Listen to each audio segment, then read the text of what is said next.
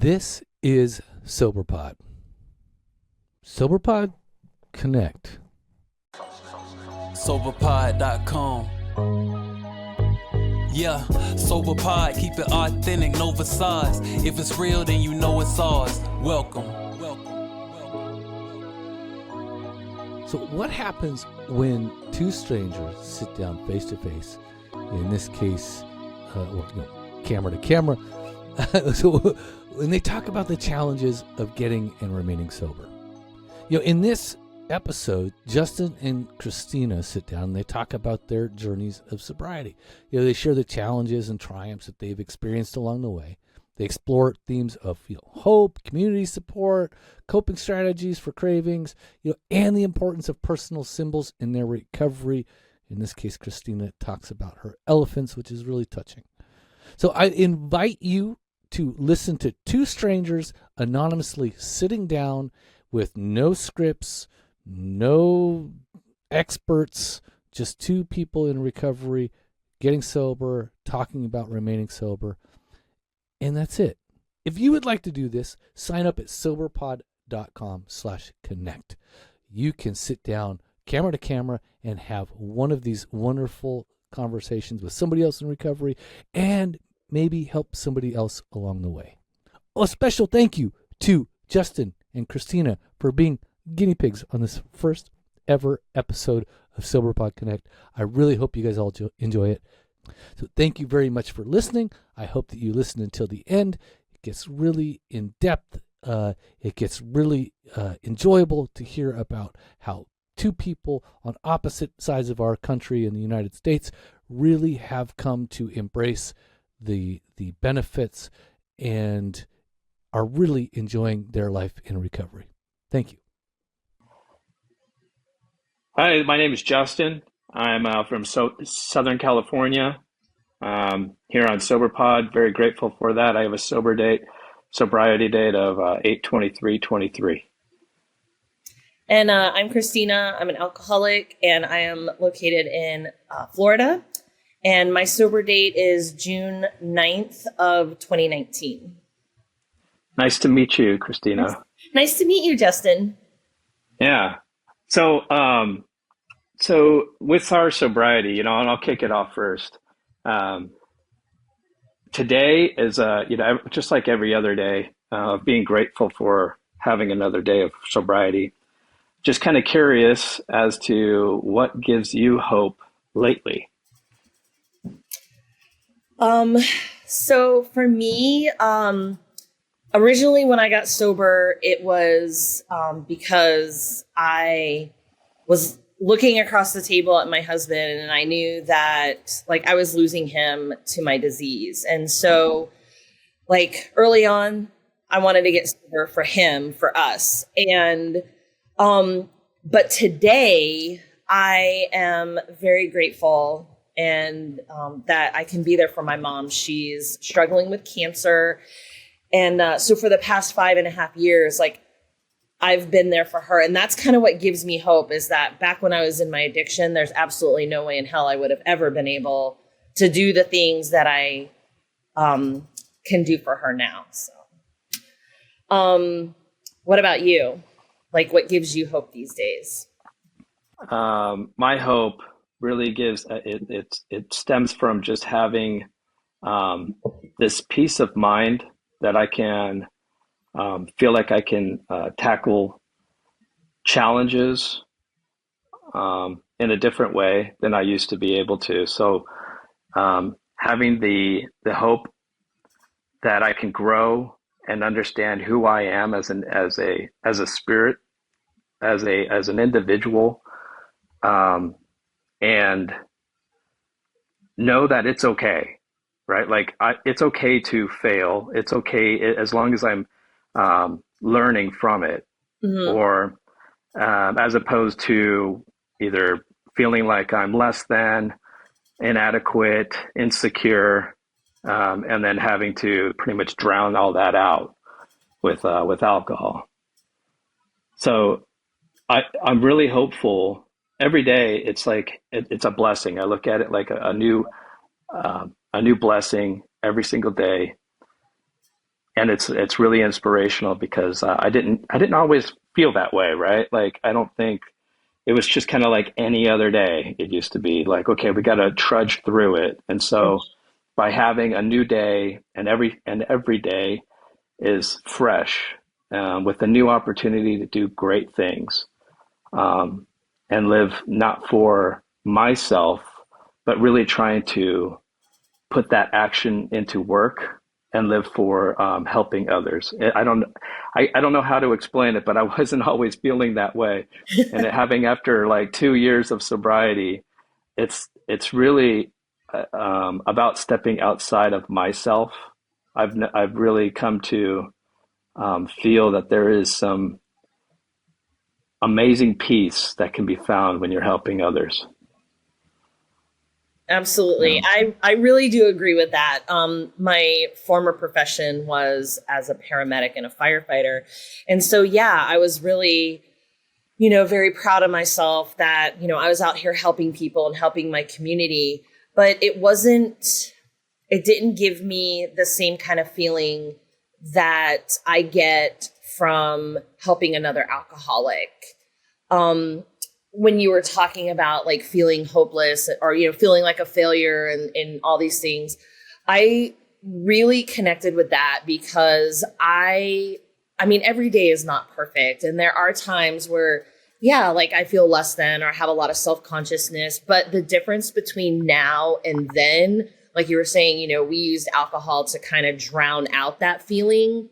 And now when I have that feeling, I know that I can pick up the phone or go to a meeting or, just anything, go for a hike, and it drowns that out. It's like so much healthier than picking up a drink to kind of push that feeling down, or not, I don't want to say push it down because then it sounds like you're avoiding it, but just like dealing with those feelings.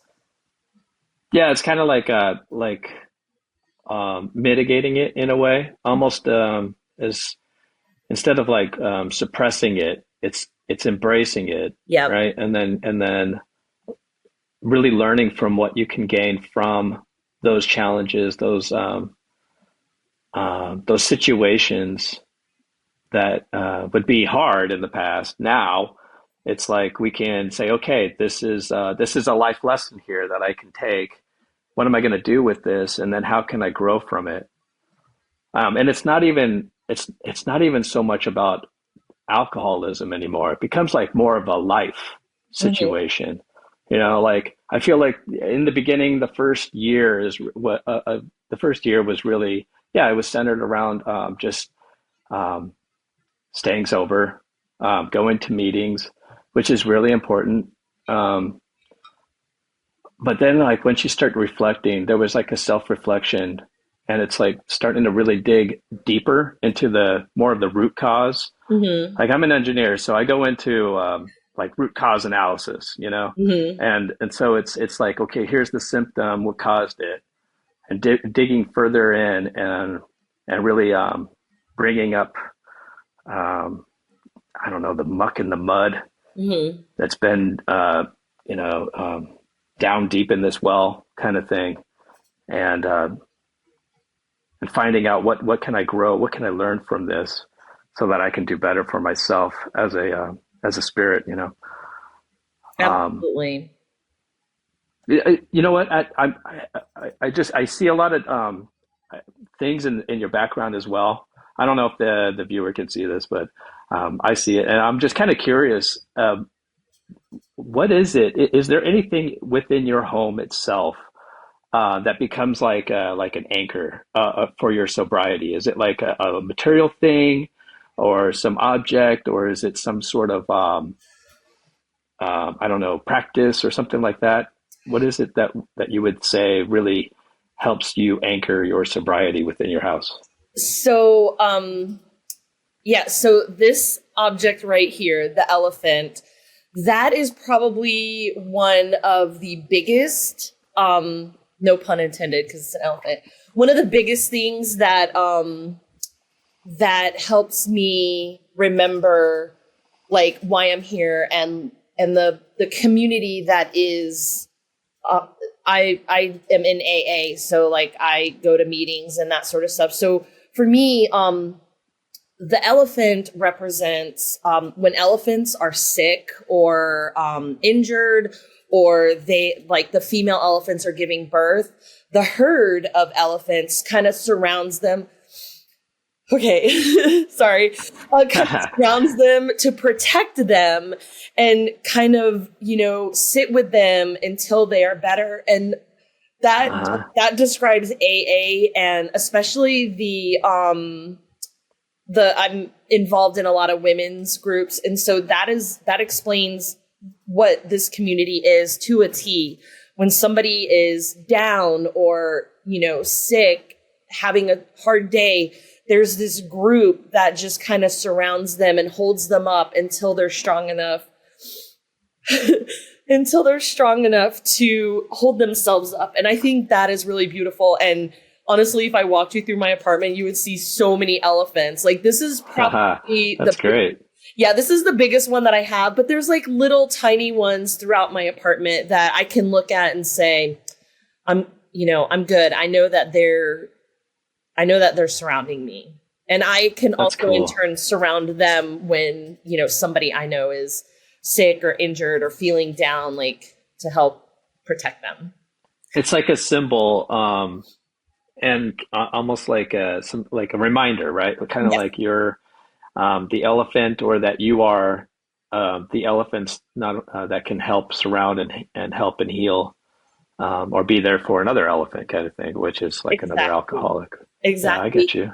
And it's such an innocuous thing that, I have like a necklace or a pair of earrings. So like when somebody sees that, not everybody knows like the triangle symbol for AA, but not everybody knows the elephant and how it relates to the AA community. So it's kind of one of those like secret talismans that you can be wearing, and somebody can see that and say, I know she's got my back.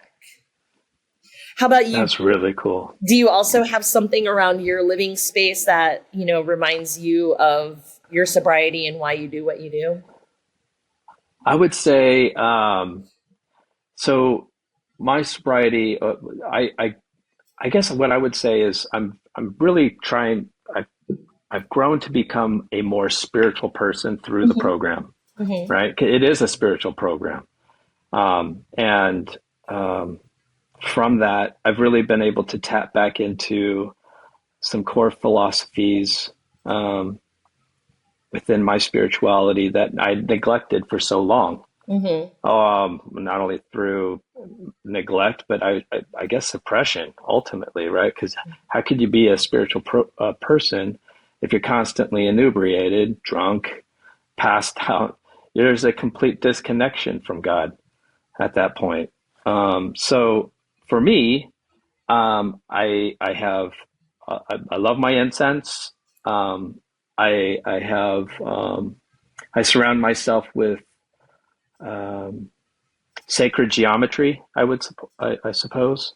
And a lot of that has to do with just feeling that interconnectedness with all things, everything within the world and the universe. Honestly, I know it sounds, I may sound a little wonky, but that's okay. I'm fine with that. Because that's how I feel. I just feel like I have tapped into something that is larger than myself. Like even meeting you in this whole situation that we're doing right now. This is all part of something really special, and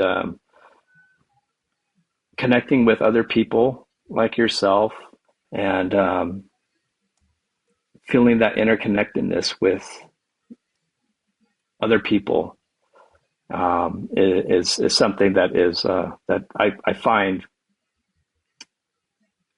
special. But it's those items that are around me here at home. I mean, I have Buddhas, I have some flower, circle of life, Wow. tree of life, like items and stuff like that, just everywhere in my incense. I don't know. It's just, it that's what I surround myself with, and it really helps to anchor me and tap me back in. So when I feel, let's say, like I'm losing touch, or I'm unbalanced, let's say, get back to just burn some incense, meditate for a while, do some self-reflection, and try to step outside of myself and help somebody. It literally could be, I take my dog, Kitty, Yeah. take her out for a walk, and then say hello to people, pick up other people's poop, that's floating around, do something that's, pick up some trash, even just small things, just to kind of give back. It's just small things like that. But I don't know, I'm rambling at this point. No, it's okay. So you actually mentioned the big G word. And I think that for the newcomer, like that's a really important thing because, AA is a really spiritual program. And I myself don't practice any religion, but when you were describing the things that you see around your apartment, I'm like, are you describing my apartment? Because I also have a Buddha and I have a tree of life on the wall. Like, it was just so ironic. Yeah. That's what you were describing. So I know that when I met my first sponsor, I remember we were leaving a meeting and, I'd seen this girl and I was like, I really like what she has. And they say that like, that's what you do to pick your sponsor is you find someone who has what you want, and then you talk to them. So I went up to her and I said, hey, I'm Kristina. I'm looking, I was wondering if you would sponsor me, but I should let you know, like, I don't believe in God. And she said, well, it's so nice to meet you, but don't you think that's like a really weird way to introduce yourself to someone? And I thought, yeah, like I wouldn't introduce myself to you like, hey, Justin, I'm Kristina. Just so you know, I don't believe in God. Like, who does that? And so we started working the steps, and the word God does appear a lot in the big book, but it really is more about spirituality and like what you choose to be your higher power. And I remember sitting in a meeting early on, and the whole topic of meeting your higher power and like deciding what it should be, and like believing in God and not believing in God. And I remember somebody made the comment like, anything can be your higher power. Like that doorknob can be your higher power. And as somebody who's not religious, I still thought like, that's a little extreme. And so for me, it is about all those things that you said, getting outside in nature. Like I've never really been a plant person, but holy cow, am I a plant person now? And getting like, I go hiking a lot. I have like a state park pass, and Florida is riddled with state parks. And, I get out and I camp and I do these hikes, and, like you said, picking up other people's trash. If I see something on the ground, like I'll pick it up and take it with me, because I laid wreckage throughout the entire time that I was drinking. And now that I'm sober, I feel like I'm blessed that I can, kind of clean up a little bit, like do these things that, really ground me and connect me to nature. And, I still don't believe in God, but, I do say the prayers, that include that word in it, because I do that out of respect for other people in the meeting. And I've done that, even when I was a firefighter and we would say grace at the beginning of each meal, like I was very respectful to bow my head and, say the words along with them and say amen. But for me, like my spirituality, is I would say if I had to like pinpoint what I think is my higher power, I would have to say Mother Nature.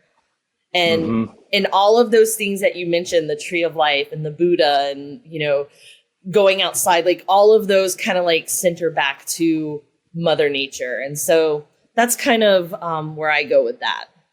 Yeah. Yeah.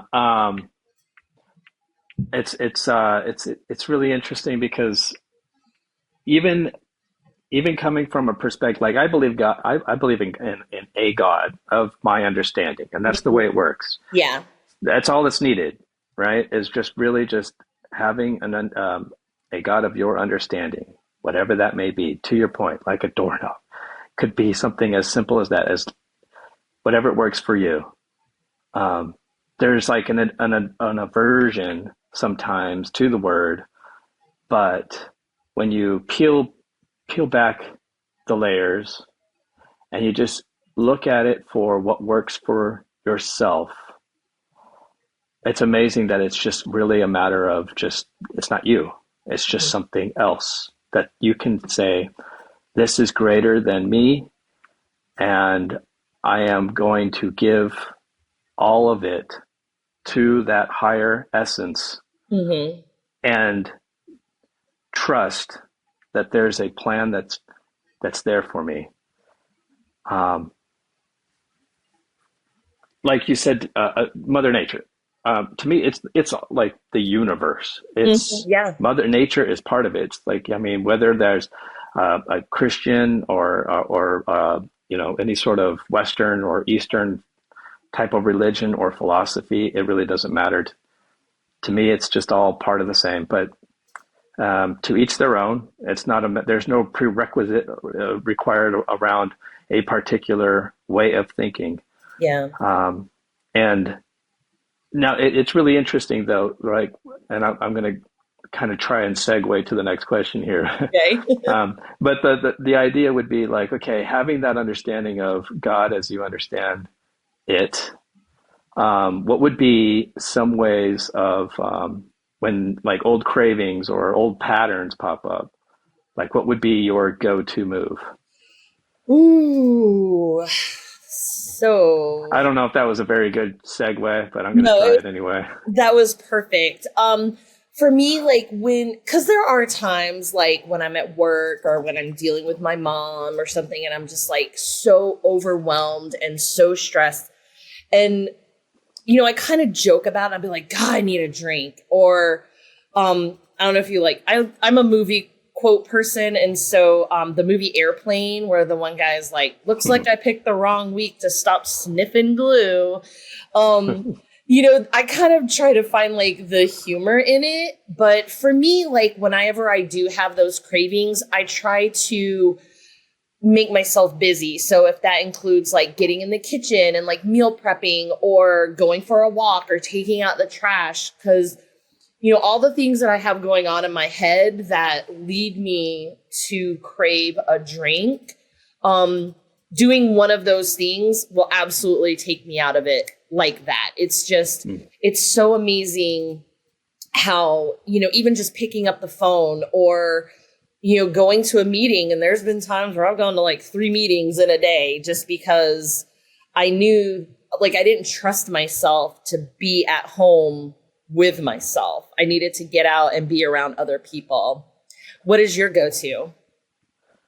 Yeah, my go-to is honestly, it would be calling my sponsor, Mm-hmm. and going for a walk, getting out into nature. Mm-hmm. That is my absolute go-to.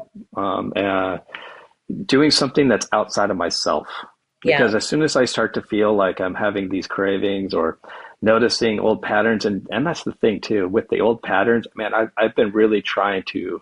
Well, I feel like the first year was all about breaking those old Mm-hmm. patterns. I mean, completely shattering them, to the point where I'm driving home different routes, not Oh, even going the same route home anymore, and intentionally, because the old route, I'd be passing by the same liquor store. There'd be times, and I'm sure everybody's experienced this. You're literally on autopilot, and you're parked right outside the liquor store, and I'm like, I had what the heck? I had no idea that I yeah. literally did this. It was just so automatic. So I had to break those things. Those starting with something as simple as that. Not even driving home the same way. Yeah. Um, but when I feel all that, actually, I can't really say that I have felt like old patterns, because they're just not the same.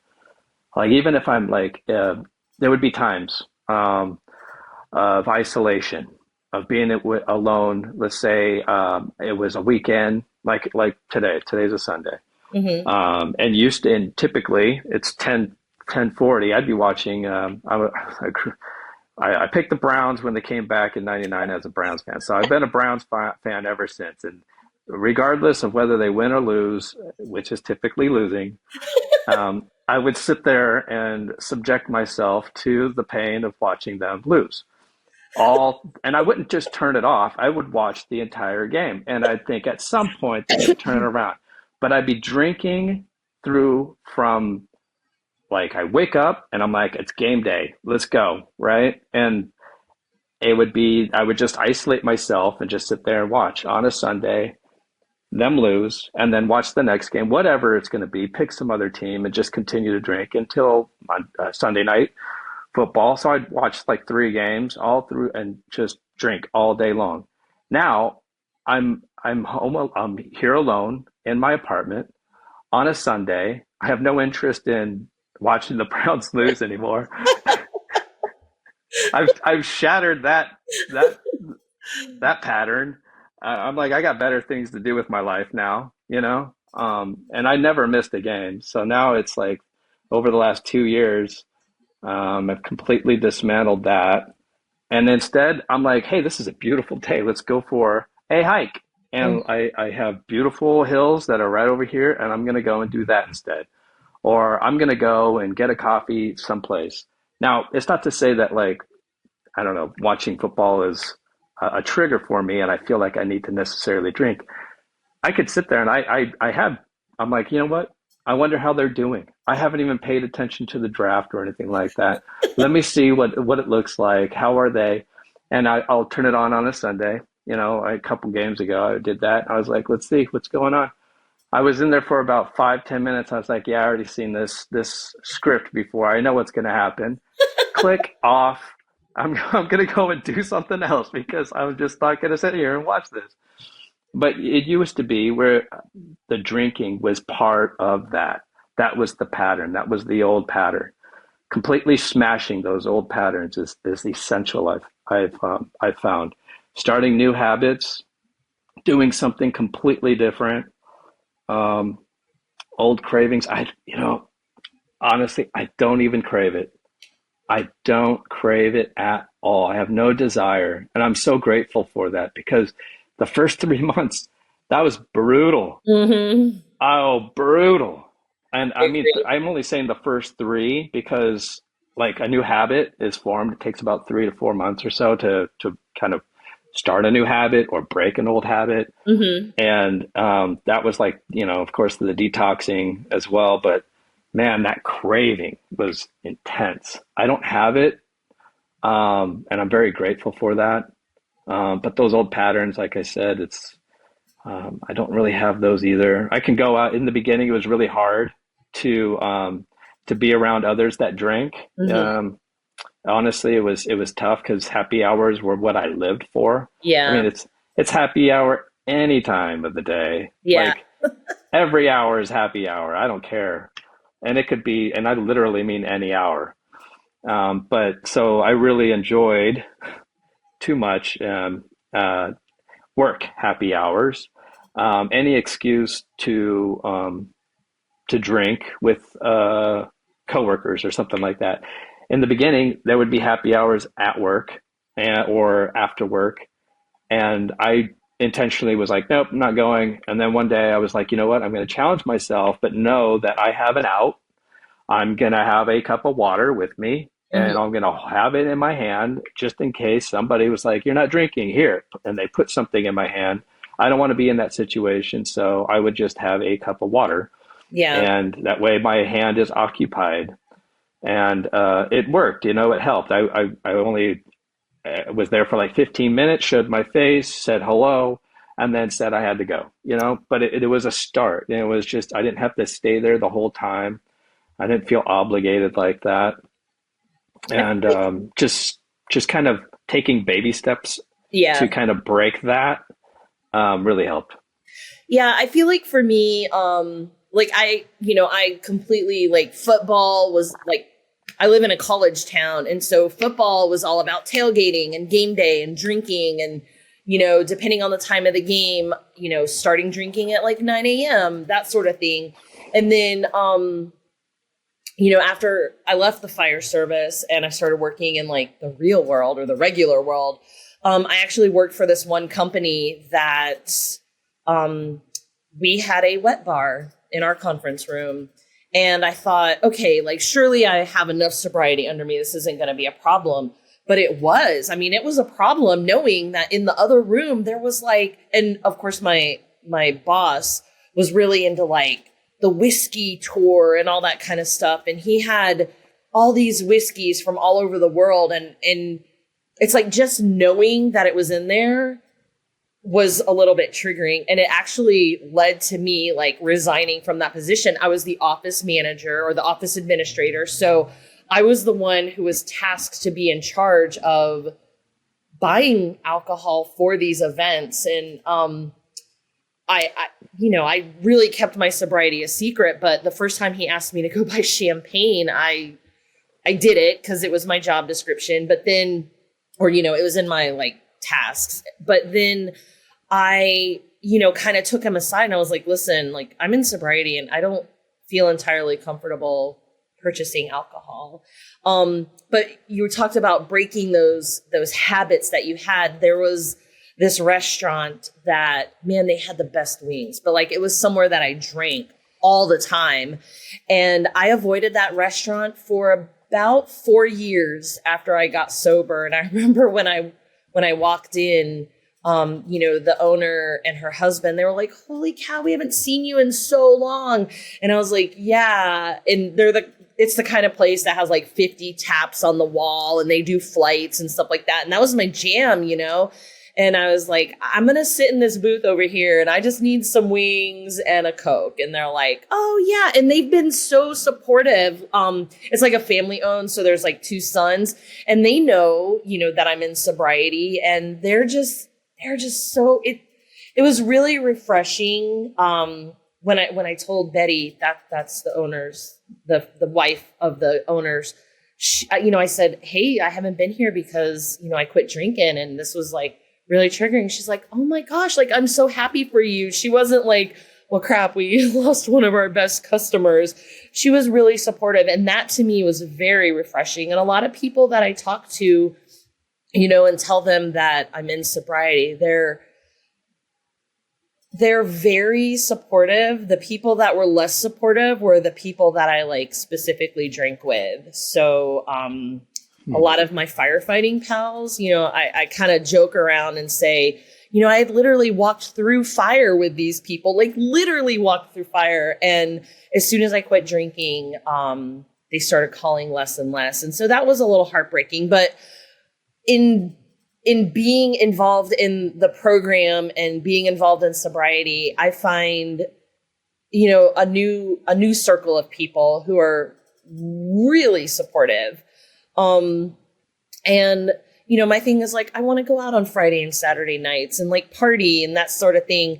And, our clubhouse here, they do Unity on Friday nights. So it's kind of like a bunch of sober people getting together and maybe watching a movie or going to shoot pool. Or last weekend, I think they went to like one of those peanut patch Halloween haunted things, which I don't do because I'm a real ginormous chicken when it comes to scary things. So, so yeah, for me, like, that was like getting in the habit of like every Friday night does not have to be like this rager, tear down the town.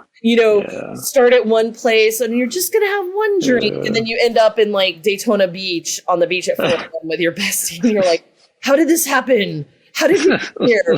How are we going to get home? No, I know. I think we all know.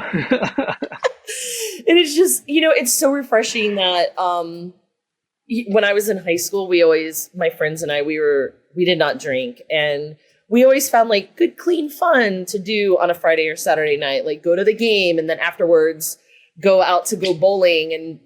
And that's kind of where my life has like transitioned to. I went through like 30 years of, tearing it down on the weekends and like getting wild. And now I'm like, oh, we're going to stay in and watch a movie or, we're not going to, like, I rarely go downtown. Like downtown in my city is where all the college kids go. And that doesn't appeal to me anymore. It doesn't appeal to me to sit somewhere and watch a bunch of drunk people be drunk people. You know what? So I'm going to pick up on that because here I want to share a little experience. So, like, I just came back from Ireland not too long ago.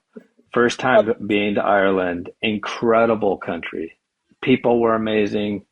Drove on the opposite side of the road for the first time, going on the opposite, going backwards on a roundabout was a trip. But everybody talks about, all the pubs. Mm-hmm. Pubs everywhere, right? Well, I have no interest in going to pubs.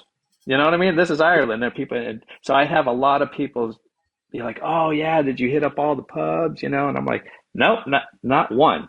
And they look at me kind of sideways, like, "What?" That like, but that's what you do. You go to pubs when you go to Ireland.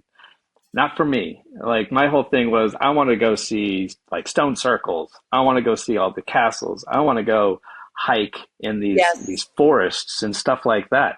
That's what is appealing to me is to actually take in the geography, the topography, the surroundings, the history, you know?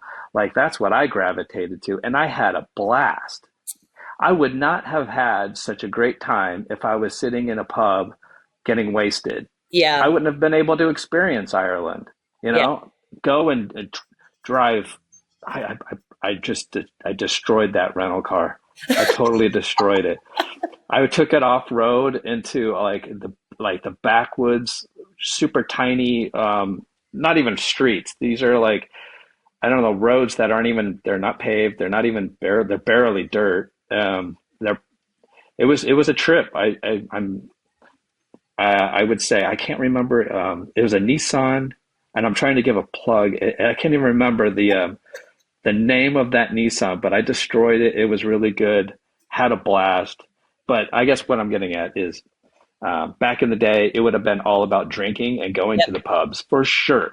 Absolutely. Now I have no interest in any of that. I want to see what's there, what's the life there, you know, because it's all about like bigger than the drinking. I don't know. You have a new sense of wanting to embrace life and live life to the fullest. Yeah, I absolutely agree. It's cliche, but it's so true. But it is true. Like I remember going like every trip that my now ex-husband and I that we would take, we would try to find like a brewery or a distillery or a wine, you know, tasting, and we would go to all of them. And that was like a part of the trip. Like if we were like, oh, we're going to go to Knoxville, like what around there is a place that we can go and like, you know, drink. And like, that was like the history. It was all centered around it. Yeah. It was like, that was the history I wanted to experience on this trip. And now when I go on trips, it's like, okay, where can I go? What kind of trail can I find to hike on? Or like, what kind of historical thing? I drove across country back in, I think it was 22, from Florida to Washington State. And, you know, 3 years prior, I would have been like, where can I stop to drink in St. Louis? And where can I stop to drink in Laramie, Wyoming? But it became this whole like, you know, pilgrimage to like stop. And like I went to Elvis's birthplace and I saw the St. Louis Arch, and it was just, and also finding an AA meeting in every town that I stopped in. Like I pretty much AA'd my way across the country. And I thought that was just like such an amazing feeling. Like I've been to AA meetings in Pennsylvania, in Syracuse, New York, in Seattle, Washington, in Laramie, Wyoming, and just seeing people that are like me all over the country from every walk of life. And, you know, just, I've experienced some of the most beautiful things. The meeting that I went to it was in Harrisburg, Pennsylvania, and it was in the basement of a church, like super cliche. Like you said, you know, that's what, you know, TV makes, you know, AA meetings to be out as is like, it's in a basement of a church. And so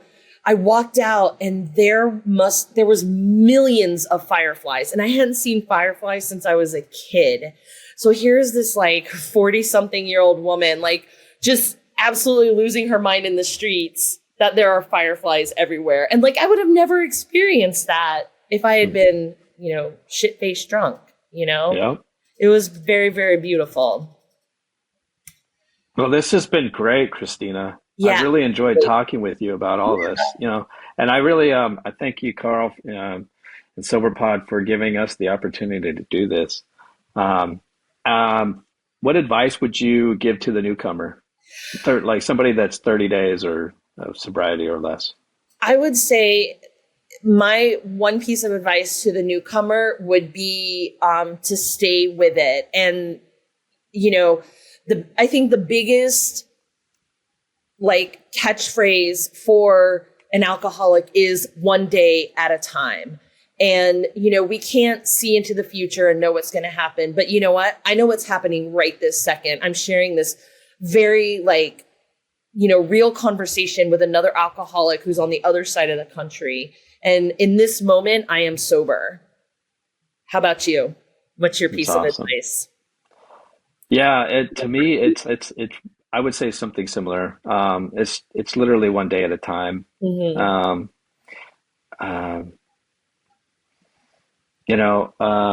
Let's trying to think of something else, but for the most part, it's just get outside of yourself. Mm-hmm. Get to a meeting. Honestly, it helps when you're in a place surrounded by other people that are looking after your best interests as well. Because when you're surrounded by that same similar mindset, it's contagious, and there are people like literally in the beginning, I would be saying, "Hey, I am struggling," and somebody would come up and be like, "Hey, let's talk," and that's what I needed. But you need to be able to feel comfortable with raising your hand and know that it's perfectly fine to do so, and encouraged to raise your hand and say, "I need help." Yep. So I agree. And pick up the phone and call people. Get into the habit of it. It's hard. I had such a hard time with that in the beginning. I really, really had a hard time with just picking up the phone and calling. Actually calling, not just texting. Yeah. Calling. So hard in the beginning. But when you're new, it really helps to build that kind of confidence to be able to do that later on. Absolutely. I 100% agree. They say that the telephone and, the book, the literature is like the heaviest thing that you will ever have to pick up. Like it weighs 1,000 pounds, but once you do once you do it, it's so much lighter. It's easier to carry the load when there's a lot of people doing it rather than just one person. Yeah. And you want to. Eventually it builds to the point where you're actually looking forward to picking up the phone. Absolutely. It's pretty cool. Yeah. Well, this has been a really great conversation. And again, Carl, thank you so much for facilitating this. It's been amazing. I appreciate it. Thank you. Stay active, stay sober. Yes, indeed. SoberPod.com. Yeah. It was a sight to see him. Yeah. Breakfast with Sprite and Seagrams. Wrestling with my vices, exercising my demons. My blessings were blocked, so I never got the message. I'm stressing. I'm only 12 steps from an exit. Damn. Regret it, because my imperfections were perfected. I ain't run from it, I accept it and rep it. It's a badge to me. Good stories come from a tragedy. And when you survive, the glory will come in Act 3. The wait's over. 366 days sober. Morning affirmations that can start the day for you. Use my favorite bookmark for a placeholder. Finish when the day's over. Okay. Yeah, SoberPod, keep it authentic, no facades. If it's real, then you know it's ours. Welcome.